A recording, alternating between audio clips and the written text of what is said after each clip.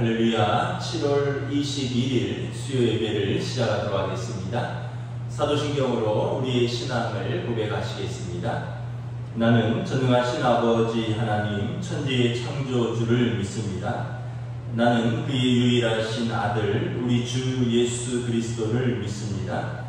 그는 성령으로 잉태되어 동정녀 마리아에게서 나시고 본디오 빌라도에게 고난을 받아 십자가에 못 박혀 죽으시고 장사된 지 사흘 만에 죽은 자 가운데서 다시 살아나셨으며 하늘에 오르시어 전능하신 아버지 하나님 우편에 앉아 계시다가 거기로부터 살아있는 자와 죽은 자를 심판하러 오십니다.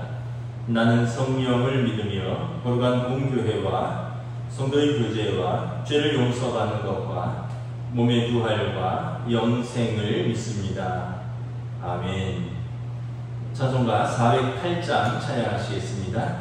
찬송가 408장입니다.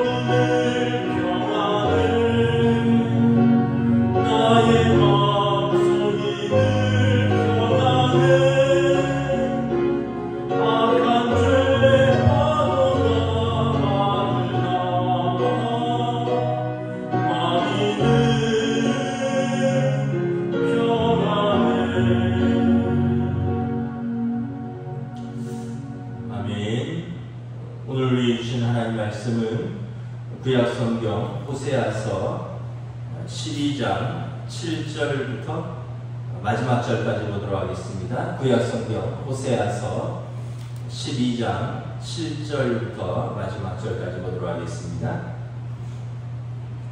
다 찾으신 줄 알고 저와 여러분들이 한 절씩 교도하겠습니다.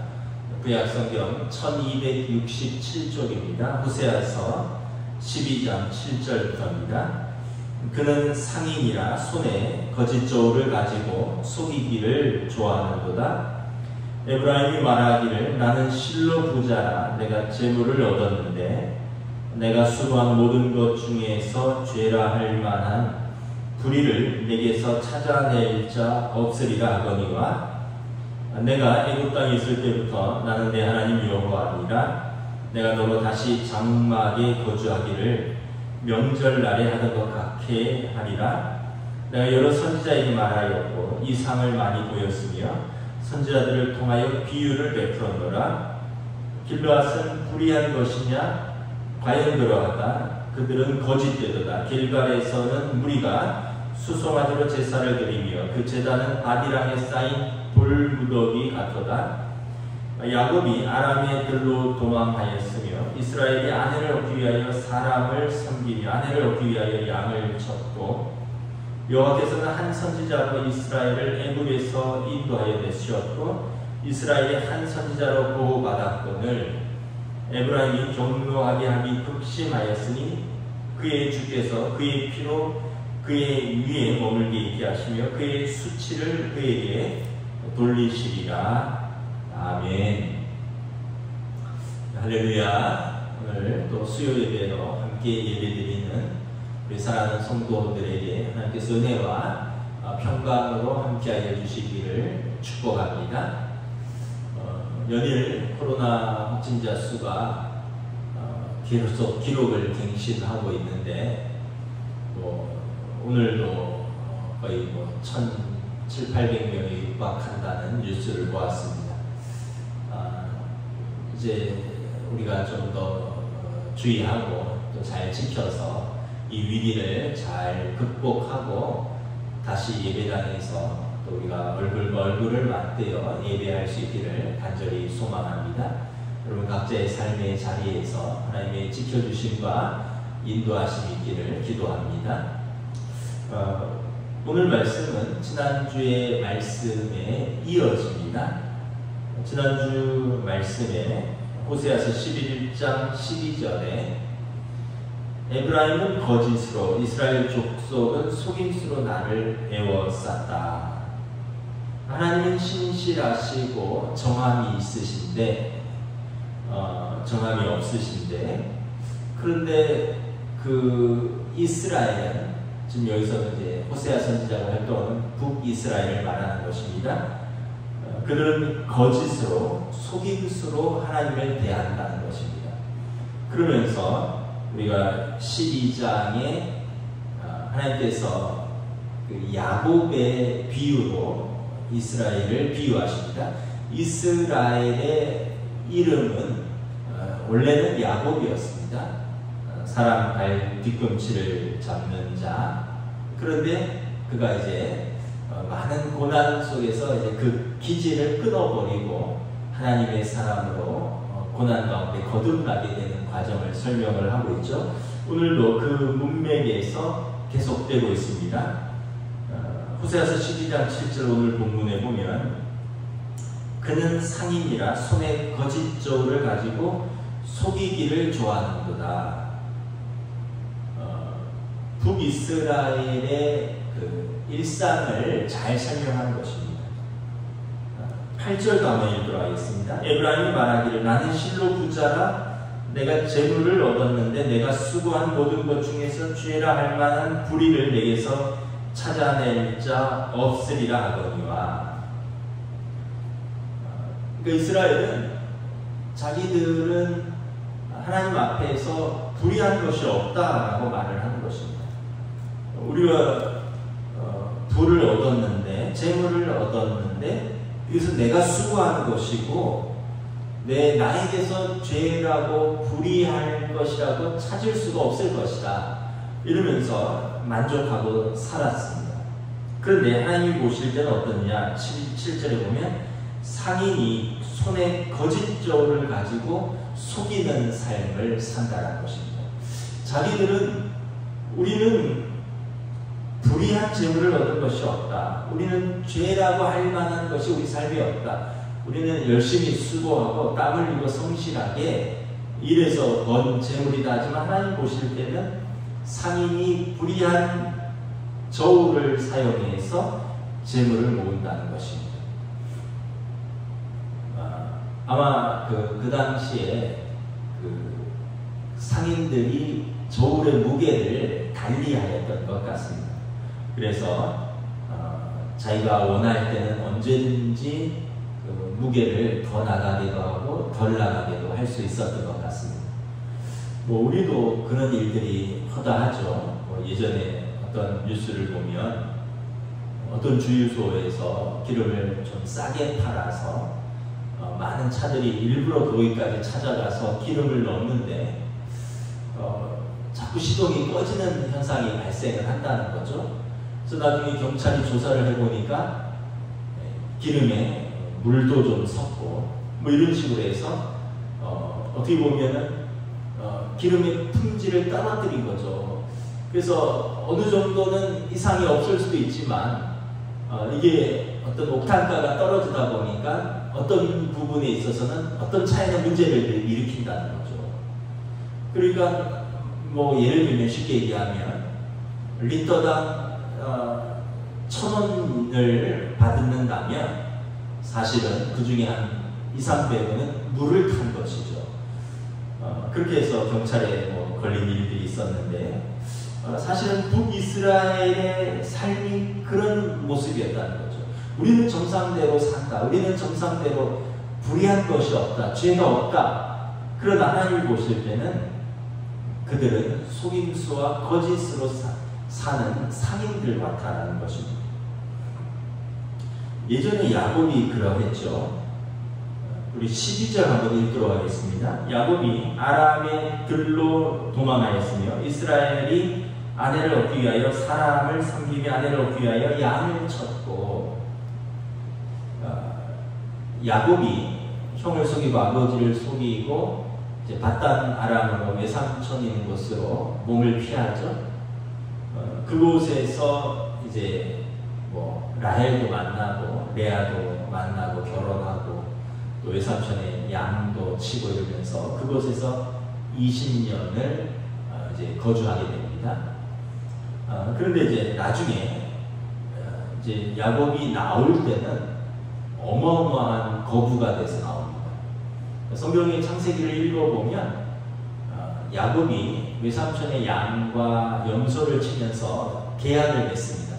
내가 외삼촌의 양과 염소를 치는데 이렇게 얼룩덜룩한 점 있는 것과 아롱진 것은 내게 달라. 외삼촌이 이렇게 보니까 양과 염소 중에서 얼룩덜룩한 게 별로 없거든요. 그래서 뭐 그러겠나 하고 약속을 했습니다. 그리고 또 뭐 사위기도 하고 또 어떻게 보면 조카기도 하고 그래서 그렇게 했는데 야곱이 어떻게 합니까? 뭐 은행나무와 시풍나무 껍질을 벗겨서 양들과 염소들이 물을 먹는 그 위에다가 그 나무 껍질을 벗겨놓고 그 물을 마시게 하죠. 그러면서 그 실한 양들, 염소, 튼튼한 양과 염소가 올 때는 그 물을 먹이고 교배를 하게 하고 좀 부실한 양과 염소가 오면 그 나뭇가지들을 거두는 거죠. 뭐 어떻게 보면은 우리가 어떻게 설명할 수 없는데 이제 간단하게 이해하면 지금도 뭐 여러분 4,000년 전, 5,000년 전, 4,500년 전 이야기니까 그 당시에 야곱에게 나름대로 전문 지식이 있었던 것입니다. 짐승들이 교배할 때 그들이 마시는 물 쪽에 그런 나무의 가지에 얼룩진 부분들을 놓고 그 물들을 먹으면 짐승들이 얼룩덜룩한 양과 아롱진 염소가 난다는 것을 야곱은 깨달았던 거죠. 그렇게 해서 어떻게 합니까? 나름대로 어떤 우생학적인 지식으로 교배를 해서 나중에 보면 그 임신할 때 유전에 영향을 주어서 튼튼하고 이제 실한 양과 염소는 전부 얼룩지고 아롱진 것들, 점 있는 것들, 그 다음에 뭐 비실비실하고 별 볼 일 없는 거는 그냥 양과 염소. 그래서 그것은 외삼촌 것, 좋은 것은 자기 것 이렇게 해서 약속대로 몸에 얼룩진 것과 또 이렇게 점 있는 것들을 자기가 취하는 것. 어떻게 보면 여러분 이렇게 좀 전문적으로 알고 사기치면 당할 수가 없습니다. 전문적인 지식을 가진 사람이 그것을 악하게 이용하면 일반인들이 당할 수가 없죠. 여러분 우리가 가끔 TV 같은 데 보면 보험 사기를 치는 사람들이 있잖아요. 뭐 교통사고라든지 무슨 어떤 상해 사고에서 전문적으로 보험 사기를 치는데 이 경찰이 조사해 봤더니 그걸 주도한 사람 중에 옛날에 보험 설계사가 있었더라. 보험회사에 근무한 사람들이 있었더라. 그러니까 이 사람들은 그냥 일반 사기가 아니라 아주 그 회사에 몸을 담고 있으면서 자기가 배운 지식으로 전문적으로 사기를 치는 거죠. 이런 사람들을 경찰도 속이는 거죠. 또 여러분 어떻게 보면 의사라든가 뭐 병원도 다 그런 건 아니지만 요즘에 좀 문제되고 있는 것들이 뭡니까? 뭐 과잉 진료, 또 어떤 실손보험을 이용한 뭐 백내장 수술 플러스 뭐 다초점 렌즈, 이게 요즘 뉴스에 나오더라고요. 그래서 제가 뭔가 하고 자세히 봤더니 2016년 이전에 실손보험을 든 사람들은 백내장 수술을 하면서 거기에 다초점 렌즈를 삽입하는 수술을 하는데 이 수술이 뭐 800만 원, 1000만 원 한다는 거예요. 근데 실손보험을 이용해서 다 커버를 한다는 거죠. 그래서 쉽게 얘기하면 병원들이 그 2016년 이전에 실손보험을 든 사람들한테는 백내장 수술을 받으러 왔는데 그냥 이 수술도 하십시오. 일종의 백내장 플러스 다초점 렌즈 삽입으로 안경도 벗고 백내장도 하십시오. 당신은 돈 낼 것이 없습니다. 근데 2016년 이후에 보험사들은 그런 이야기를 듣고 나도 왔는데요 하면 당신은 해당 사항이 없습니다. 백내장만 무료입니다. 다른 것들은 감당이 안 됩니다. 그래서 안 해준다는 거죠. 그래서 지금 이거를 제한하는 법안이 지금 보험회사라든가, 왜냐하면 그렇게 해서 수천억의 어떤 국민연금이 아니라 건강보험의 예산이 나간다는 거죠. 여러분 어떻게 보면 우리가 이렇게 뭐 보험이라든가 의료라든가 뭐 법조도 마찬가지입니다. 전문 지식을 가진 사람들이 전문적으로 사기치려고 하고 전문적으로 돈을 벌려고 하면 이건 뭐 일반인들이 감당할 수 없는 거죠. 그래서 우리가 그런 표현을 쓰잖아요. 이거는 탈세가 아닙니다. 절세입니다. 뭐 말은 이렇게 하지만 사실은 이것도 세무사라든가 뭐 법무사라든가 이런 사람들을 이용해서 법의 테두리를 교묘하게 이렇게 빠져나가면서 어떻게 보면 전문 지식을 이용한 돈벌이가 되는 거죠. 그래서 전문 지식을 가진 사람들은 제가 그런 이야기를 들었습니다. 자기 전문 지식도 돈도 벌어야 하지만 더불어서 봉사도 해야 된다. 섬김도 해야 한다. 예를 들면 의사들이 돈만 버는 게 아니라 때로는 가난한 사람들도 좀 무료로 진료도 하고 봉사도 좀 하고, 법률인들이 지금은 제가 한국 법률 시장은 잘 모르겠는데 제가 미국에 있을 때 보니까 10여 년 전에 시간당 노동자들이 7, 8불 시간당 받을 때 변호사들은 시간당 300불 받는다, 이런 제가 이야기를 들었거든요. 그렇게 해서 자기 전문 지식으로 돈도 벌지만 그것으로 또 가난하고 힘없는 사람들 무료 변론도 해주고 도움도 주고, 그래서 전문 지식을 가진 사람이 돈도 벌지만 봉사와 섬김도 해야지 자기 소명을 잃지 않는 거죠. 그렇지 않으면 어떻게 돼요? 그 전문 지식으로 돈도 벌고 남도 속이고 이렇게 될 수밖에 없는 그런 구조들이 있는 것입니다. 어떻게 보면 여러분 야곱이 속인 것이 없죠. 그냥 계약한 대로입니다. 점 있는 거, 얼룩덜룩한 거, 아롱진 거 내 몫이고 깨끗한 거 삼촌 몫입니다. 그런데 자기는 나름대로 어떤 뭐 우생학적인 지식을 가지고 교배할 때 그것을 이용을 하는 것이죠. 야곱이 그런 사람이었습니다.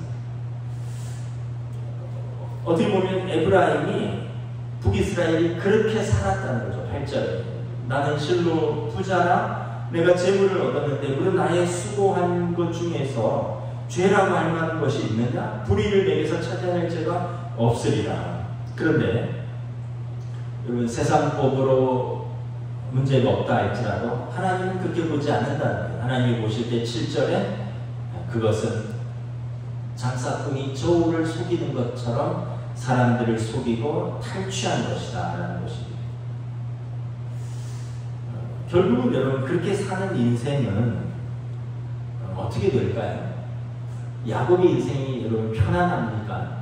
우리가 창세기를 잘 보시면 알지만 우리 12절에 보면 야곱이 바담 아람으로 피한 것이 왜죠? 아버지와 형을 속이고 피한 거잖아요. 어머니에게 금방 돌아올게요 하고 돌아갔을 것입니다. 거기서 어떻게 되죠? 아내들을 얻죠. 아내들을 얻는데 어떻게 됩니까? 라헬을 사랑했는데 첫날 밤에, 그때 뭐 전기도 없던 시절이니까, 아니 그 장인이죠. 삼촌이자 외삼촌이자 장인이 라헬을 준 게 아니라 레아를 쑥 넣어준 거예요.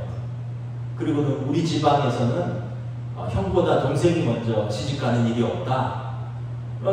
아니 이미 동침을 했는데, 아니 정작 사랑한 라헬이 아니라는 거죠. 그러면서 외삼촌이 라헬을 얻으려면 7년을 더 일해라. 그래서 원래 라헬을 얻기 위해서 7년 동안 일하기를 했는데 레아를 얻었고 뜻하지 않게 라헬을 얻기 위해서 14년, 7년을 더 일하게 되죠. 그러면서 이제 뭐 레아, 라헬, 또 그들의 여종인 비라, 실바, 그러면서 아들, 딸 12를 낳죠. 베냐민은 이제 중간에 가다가 이제 길에서 낳지만, 그리고 어떻게 재산이 있어야 되잖아요. 고향으로 돌아가려고 하는데 자식과 처자식은 줄줄이 낳는데 재산 없이 갈 수가 없잖아요. 그래서 외삼촌에게 또 제안을 합니다. 내가 외삼촌의 양을 6년간 치겠다. 그러면서 내 몫을 떼어달라.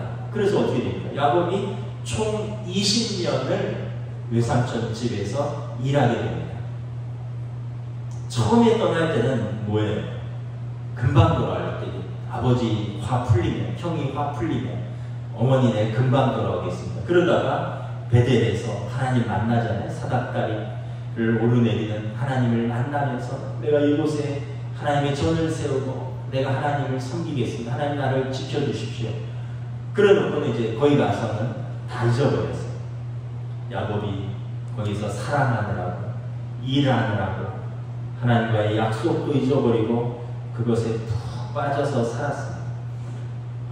사실은 야곱과 하나님도 계약을 맺었거든요. 베델에서. 야곱은 하나님의 뜻을 알고도 어떻게 보면 잊어버렸고, 또 아니면 현실에 빠져서 돌아가기를 거절했습니다. 그렇게 해서 보낸 세월이 20년이죠. 아까도 말씀드린 대로 라헬을 얻기 위해서 처음 7년, 속아서 다시 라헬을 얻기 위해서 또 7년, 그리고 재산을 모으기 위해서 또 6년, 이렇게 20년을 타양해서 이제 보내는 겁니다. 우리도 그렇죠.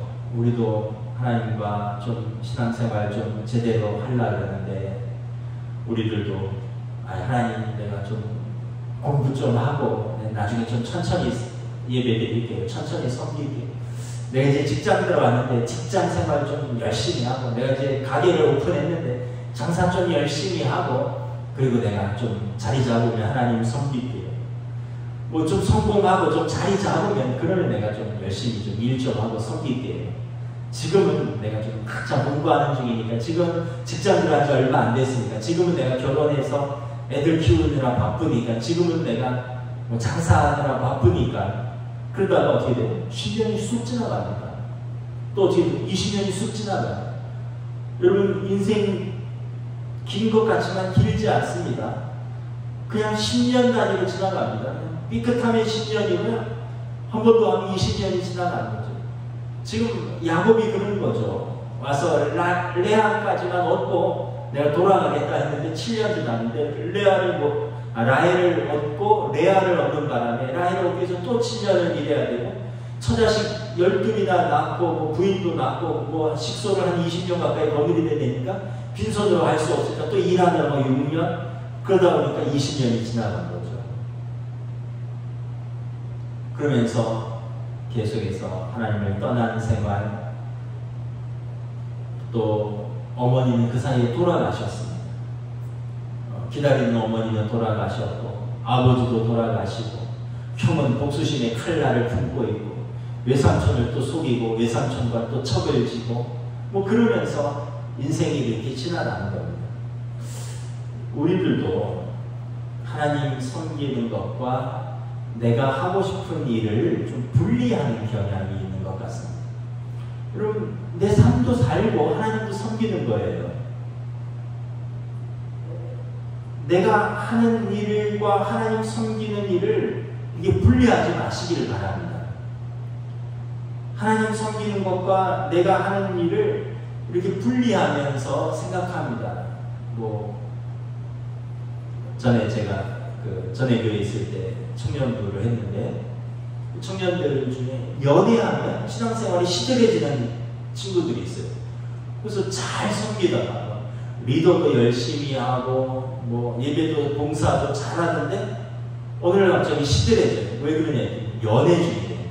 그러면서 목사님 내가 지금 사귀는 남자친구, 지금 사귀는 여자친구랑 좀만 진도 좀 나가고 그래서 제가 좀 지금 잠깐 내려놓습니다.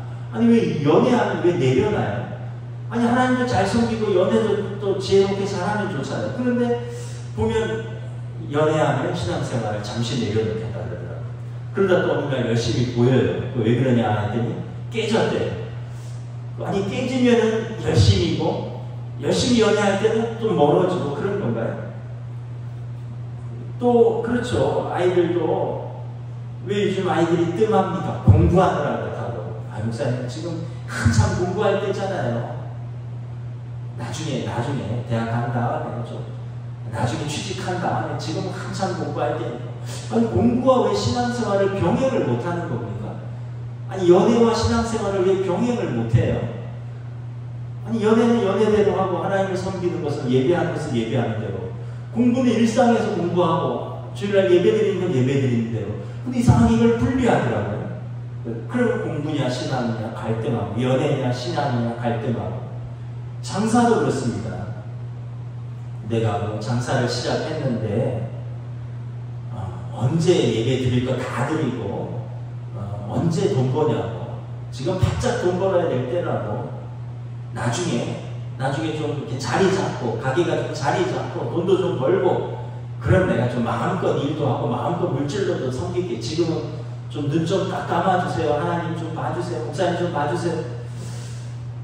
그러면서 뭐 거기에 목숨 걸고 장사하는데 뭐 그렇다고 뭐 확 일어서서 진짜 본인들 말대로 그 장사로 뭐 떼돈 벌고 그래서 나중에 그런 것도 아니더라고요. 계속 그러면서 그냥 사는 거예요. 여러분 그러면서 세월은 흘러가는 거예요.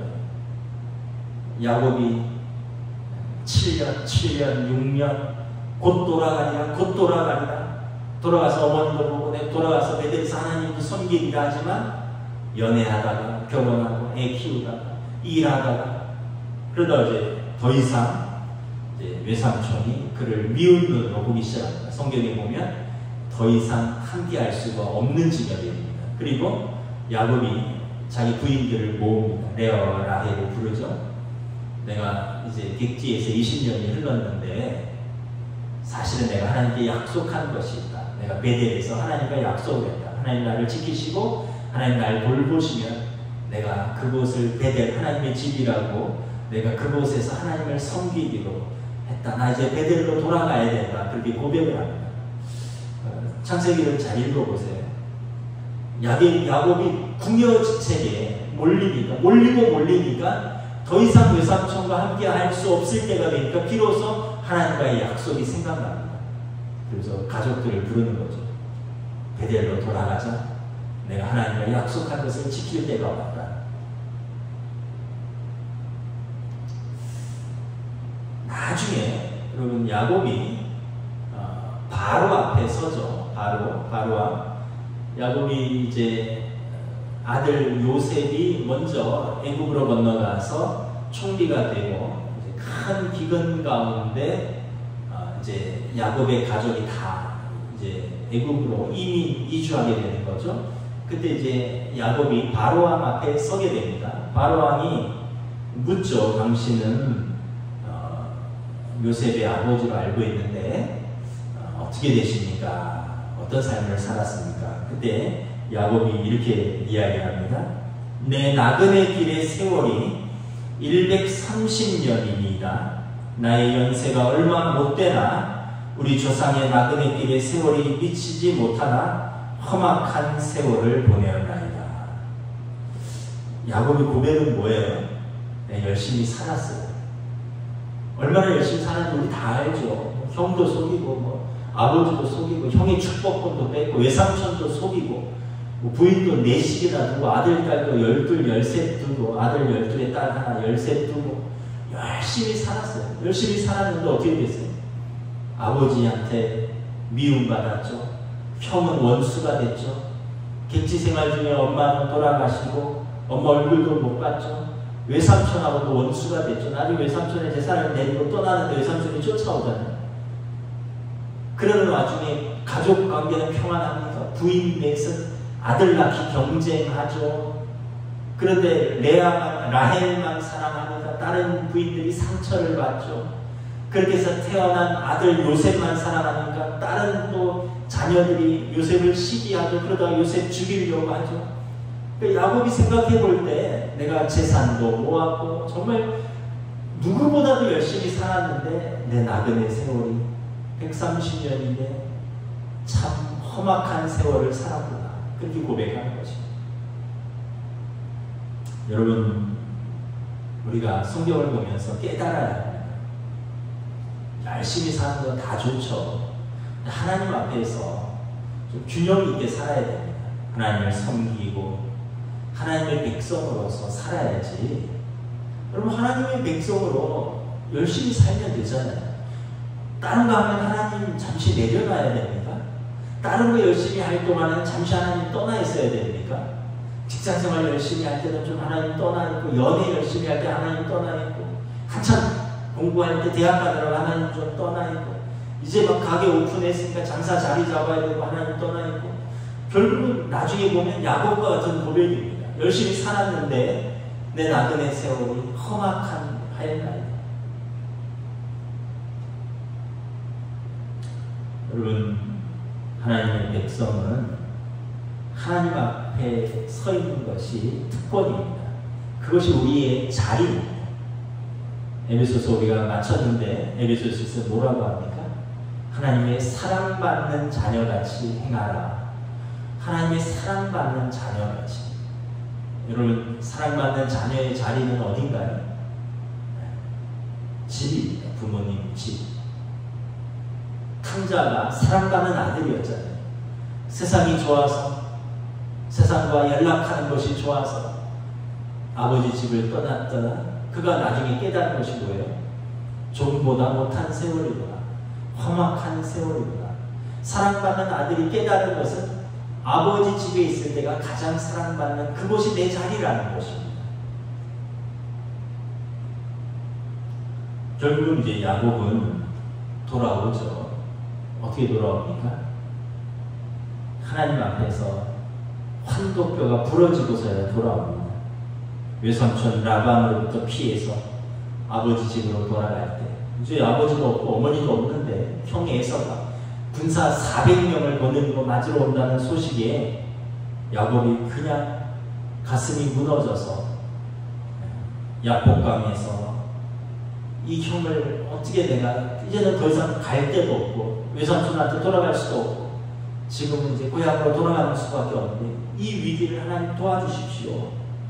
그러면서 형을 만나서 어떻게 방법도 없고 하니까 막 선물 보내고 소떼도 나누고 양떼도 나누고 가족들도 나누고 막 일진을 보내고 이진을 보내고 자기도 제일 뒤에 남아서 끝까지 야곱은 야곱대로 자기 살 길을 찾죠. 그러다가 그가 야복나루에서 마지막까지 하나님 앞에서 씨름을 합니다. 울면서 씨름합니다. 환도뼈가 부러지기까지 씨름을 합니다. 그러면서 날이 밝을 때까지 하나님 앞에서 자존심, 모든 잔꾀, 자기가 그렇게 지켜왔던 모든 것 하나님 앞에 다 허물어지고 아마 엉엉 울었을 거예요. 그리고 하나님께서 그 이름을 이스라엘로 바꿔주시는 거죠. 이제 그만 네 꾀로 살아라. 그만 이제 네 열심으로 살아라. 그만 네 기질대로 살아라. 이제 내 방식으로 살아라. 너 하나님과 좀 씨름하는 사람 되어라. 야곱처럼 강한 사람이 없었을 것입니다. 여러분, 야곱처럼 자존심 센 사람이 없었을 것입니다.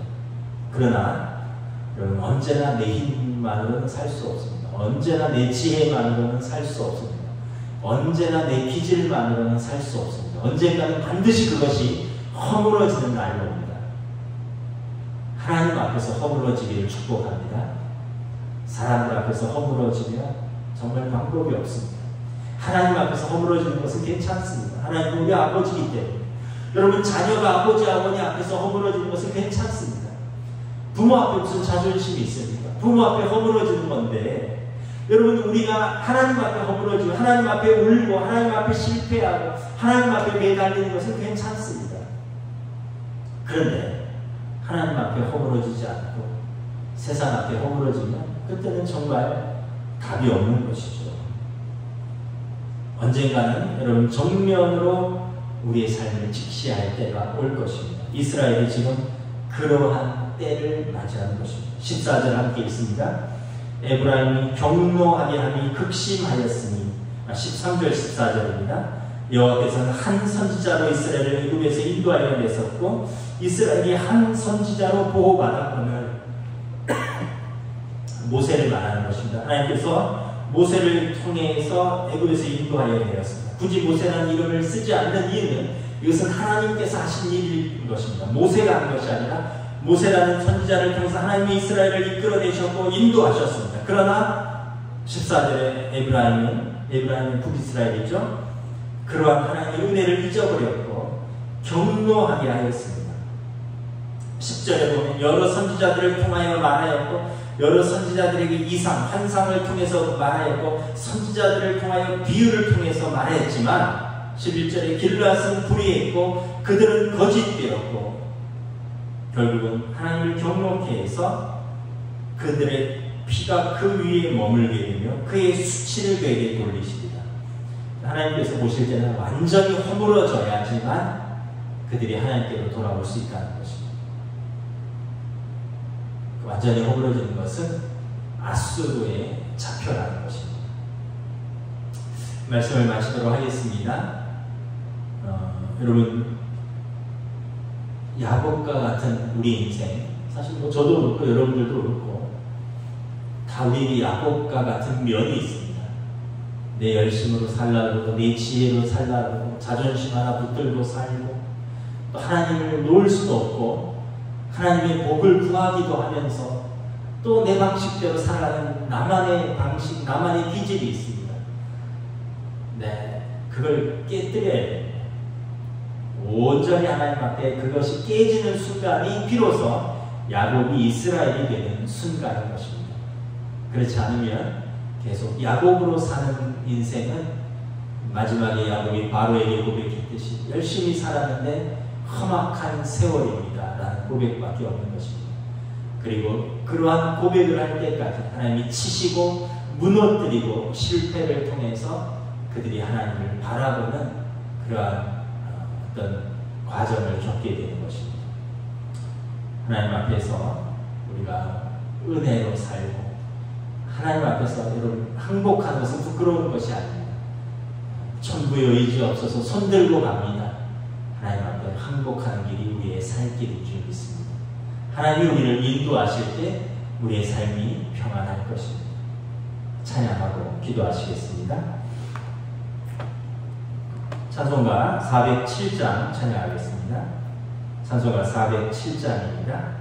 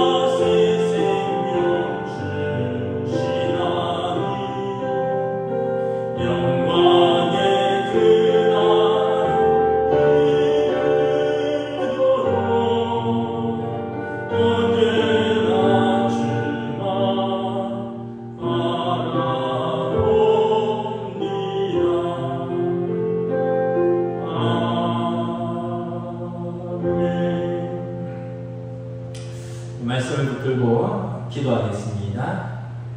하나님 말씀하십니다. 언제까지 야곱처럼 살겠느냐. 사도행전을 보면 바울 사도가 회심하기 전에 나름대로 열심히 살았습니다. 근데 예수님을 만났는데 예수님께서 바울 사도의 고백에 의하면 이렇게 말하죠. 저무의 태양보다 밝은 빛 가운데 소리가 들렸다는 것입니다.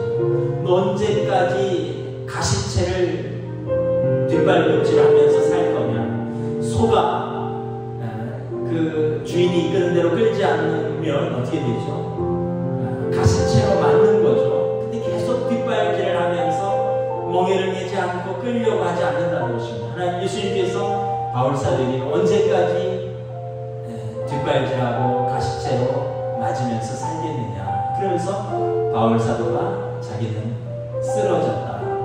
눈에 거풀이 벗겨졌고 3일 동안 먹지도 보지도 못하면서 새롭게 거듭났다라고 말하는 거죠. 야곱도 그렇습니다. 야곱도 그 하나님 앞에서 꼬꾸라졌습니다. 환도뼈가 부러졌습니다. 다리를 저릴 때까지 하나님 앞에서 시름했습니다. 탕자도 그렇습니다. 돼지 여물을 먹으면서 그가 사랑받는 자녀의 삶으로 돌아가는 것이 복된 자녀다 깨달았던 것입니다. 하나님 앞에서 여러분 우리 고집, 내 지혜, 내 자존심 꺾고 하나님 앞에 설 수 있기를 원합니다. 하나님 앞에서 공부하시고 그리고 하나님 앞에서 일하시고 하나님 앞에서 가정생활 하시고 그것이 우리의 복인 것입니다. 함께 기도하며 나아가겠습니다. 하나님 은혜를 감사합니다. 주의 말씀과 저희를 구해 주시옵소서. 우리가 하나님을 떠나서 나의 열심으로 내 죄를 사는 것이 그것이 나를 위한 길인 줄 알아요. 야곱의 고백처럼 마땅한 안에서 20년을 살았습니다. 그 열심히 살았습니다. 그가 깨달은 것은 내가 하나님과 베들에서 언약을 맺어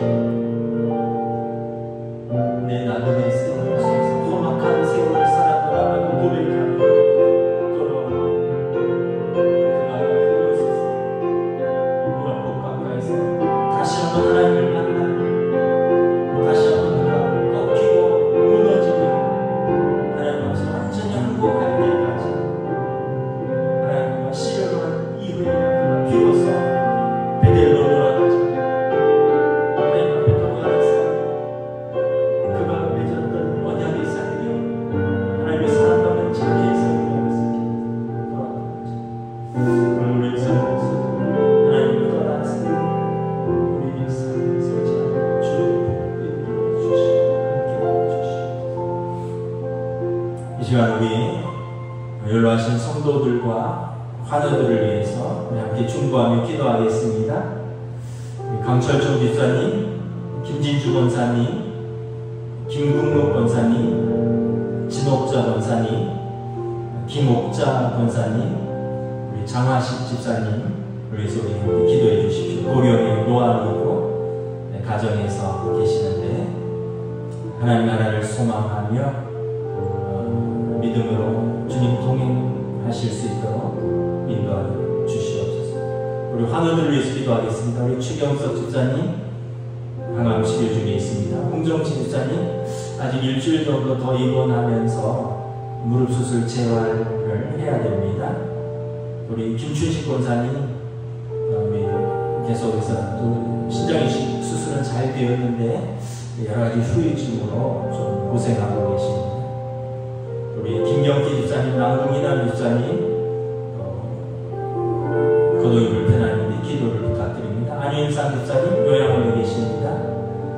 우리 사인 권사님 언니하고 둘째 아들 병간하느라고 또 기도를 부탁드립니다. 또 우리 본격적인 백신 접종이 이제 50대들 시작되었습니다. 고3도 시작되었다는데 우리 후유증 없이 우리 백신 잘 맞을 수 있도록 성도들 위해서도 기도를 부탁드립니다. 우리 박광준 장로님 중국 출장 가서 3주 자가격리 끝나고 이제 일정을 수행하고 있다고 하는데 돌아오는 일정까지 건강하게 지켜주시고 인도하여 주시옵소서. 우리 함께 우리 성도들을 위해서 함께 기도하겠습니다. 하나님 아버지 감사합니다.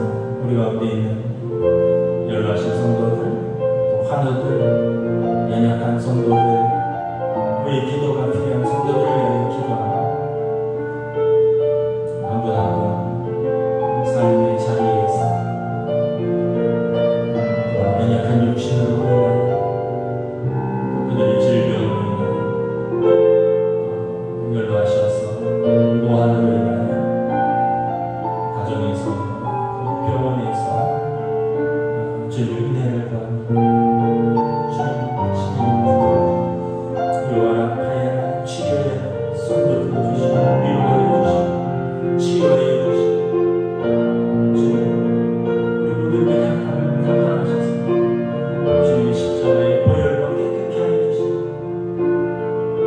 온전케 하여 주시고 한 분 한 분을 위해 기도할 때 치료가 급속하게 하시고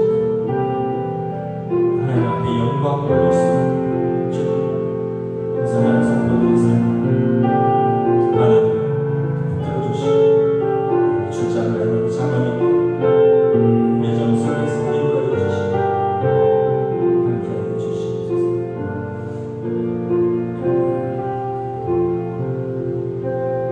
우리 마지막으로 우리 7월 한 달 동안 또 동호회 공동체를 위해서 합심 기도하기로 했습니다. 우리 주보에 기도 제목이 나와 있습니다. 뭐 현재 계속 1,몇백 명 수준으로 나오면 4단계가 더 연장될 것 같기도 합니다.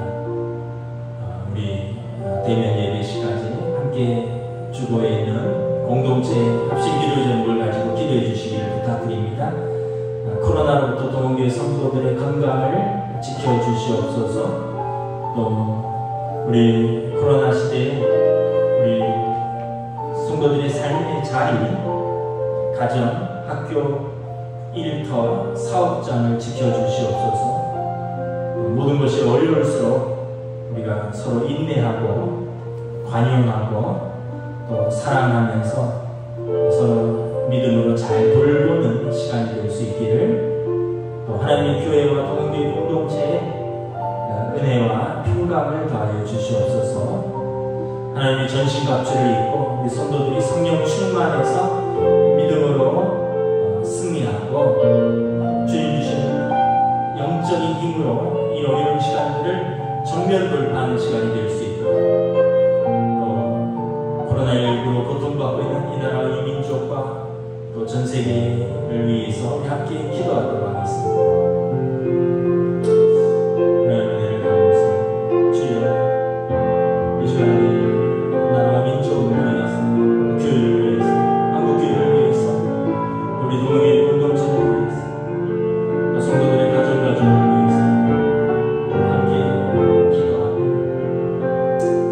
우리가 코로나로 인하여 하나님 앞에서 모든 공동체가 합심하여 기도할 수 있는 시간을 갖게 하셨습니다. 서로가 서로를 품고 또 우리가 하나님 앞에서 또 영적으로 성장하고 전진하는 기회가 될 수 있도록 인도하여 주시옵소서. 주님, 여러 가지 어려운 이 시간 우리 학생들의 학업을 지켜주시고 우리 청년들의 진로와 삶을 지켜주시고 인도하여 주시고 우리 자영업하는 분들의 일터, 직장들을 지켜주시고 사업터를 지켜주시옵소서. 코로나 장기화된 속에서 우리가 서로가 서로에서 인내하고 용납하고 사랑하고 관용하고 서로를 돌볼 수 있는 믿음을 더하여 주시고 이 땅과 이 민족을 고쳐주시고 긍휼히 여겨주시고 은혜를 부어주시고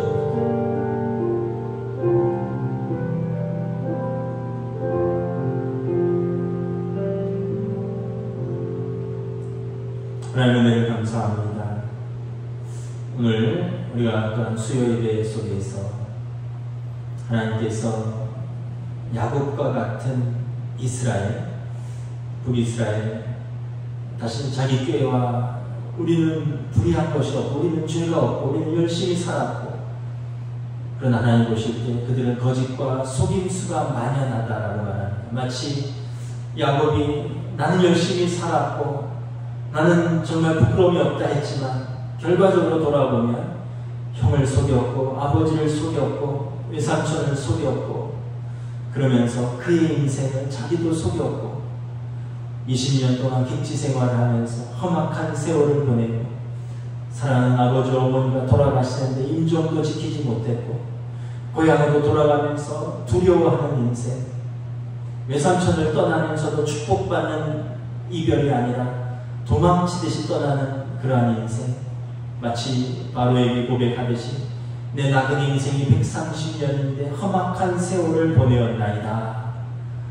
그 고백을 하지 아니하도록 하나님 앞에서 항복하고 하나님과 씨름하고 차라리 하나님 앞에서 무너져서 하나님께 돌아오라라고 말씀을 하십니다. 이전에 애굽에서 무너졌던 그들을 건져내었던 그들이 이제는 아수르에게로 들어가는 어리석은 백성이 되지 말고 하나님께로 돌아오라고 호소하는데, 이스라엘은 나는 죄가 없다, 나는 불의한 것이 없다 하다가 결국은 아수르에게로 속하는 그 어리석은 모습을 하나님이 책망하고 계십니다. 오늘 우리의 모습은 그러한 모습이 아닐까 생각합니다. 난 열심히 산 것밖에 없다. 난 열심히 공부했고, 난 열심히 일하고, 난 열심히 가정생활하고, 난 열심히 직장생활했는데 왜 내 인생이 이렇게 험한가? 혹시 하나님을 떠나서 열심히 산 것은 아닌가 생각해봅니다. 탕자처럼 아버지 집을 떠난 우리의 삶을 살았던 것은 아닌가? 야곱처럼 아버지 집을 떠나서 열심히 살았던 것은 아닌가 돌아봅니다. 야곱이 이후에 깨달은 것이 이제 베델로 돌아가자, 하나님 앞으로 돌아가는 것이 우리가 있어야 할 자리이고 그것이 하나님의 자녀의 특권인 줄 믿습니다. 이 어려운 시기에 우리가 다시 한번 하나님 앞에서 돌아보고 고칠 것은 고치고 회개할 것은 회개하고 열심으로 하나님 앞에 설 수 있기를 원합니다.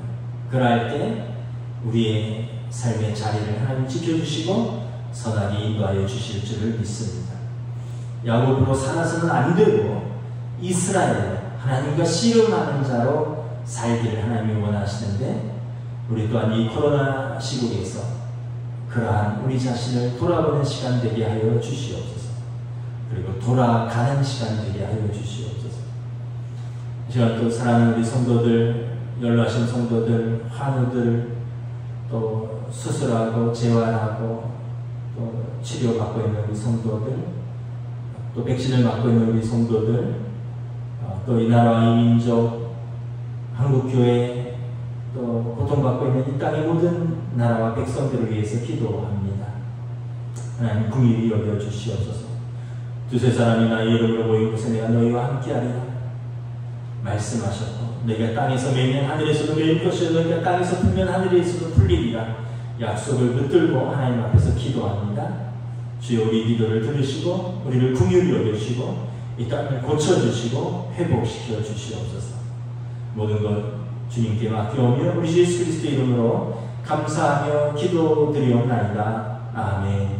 이제는 우리 주 예수 그리스도의 은혜와 하나님 아버지의 사랑하심과 성령님의 역사하심, 교통하심, 교제하심이 우리가 그 언제보다도 어려운 이때에 다시 하나님 앞에서 온전히 서고 올바로 서고 하나님 앞에서 살아가는 하나님의 자녀로 설 수 있는, 그리하여 모든 것이 회복되고 모든 것을 하나님의 은혜입니다라고 고백하는 주의 백성들이 될 수 있도록 지금으로부터 영원토록 함께 계시기를 간절히 축원하옵나이다. 아멘.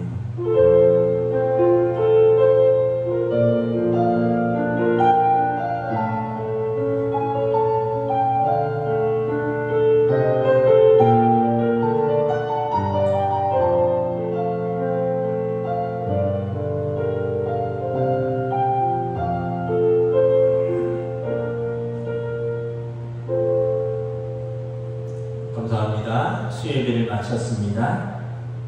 또 남은 또 3일간 무더위 속에서 또 또 코로나 속에서 여러분 하나님의 선하신 인도하신 은혜와 평강을 축복합니다. 감사합니다.